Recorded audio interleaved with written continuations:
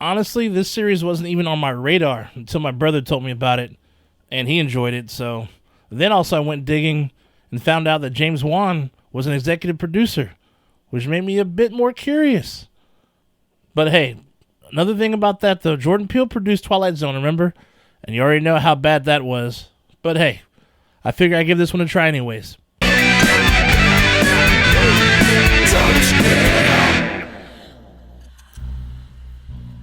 Archive 81 is available on Netflix.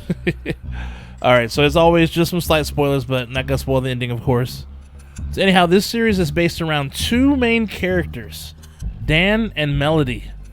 Dan's job is to restore old footage from VHS cassettes, cassette tapes, beta, old media basically. And there's a dude named Virgil Davenport who wants to hire him to restore some tapes that suffered damage from a building fire back in the 1990s. Dan would have to perform the work in a secluded and gated location and cannot disclose to anyone what's in that footage. It's all confidential. Virgil offers him $100,000.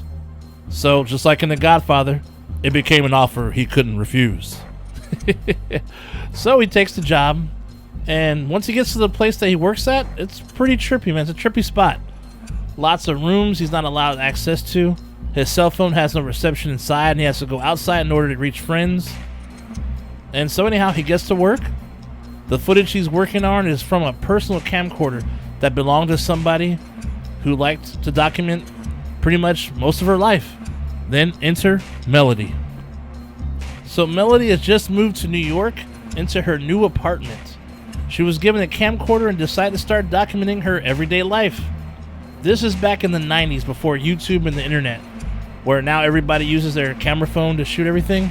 So in this time, walking around with a camcorder constantly wasn't a normal thing that folks did. Sadly, she died in the fire, and this footage is all that's left of her. This is what Dan is piecing together. Strangely enough, the more footage he restores, the stranger things become. Dan begins to see more very familiar things in Melody's footage that actually may tie them together. Lots of parallels between the two of them. What becomes even crazier is at one point, he can somehow come in contact with Melody as if they're in the same room or something. And the thing is, he's not sure if these instances are real or a dream, but they feel real. And at the same time, how can he be in contact with a dead woman that lived in the 90s?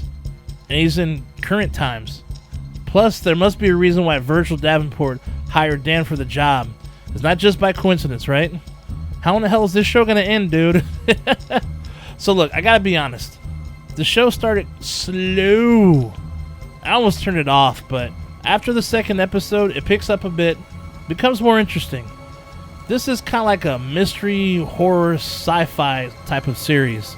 Both Dan and Melody are definitely good characters you root for and want to see their stories play out. Also, with a great supporting cast. And just on a side note, Melody's best friend is named Annabelle.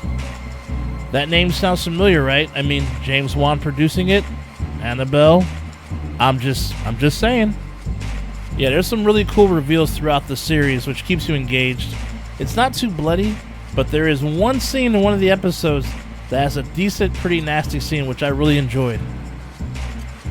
I'd say when it comes to this show, think Frequency with Jim Caviezel. Kind of like that weird connection type thing. Especially when it comes to Dan being able to contact Melody.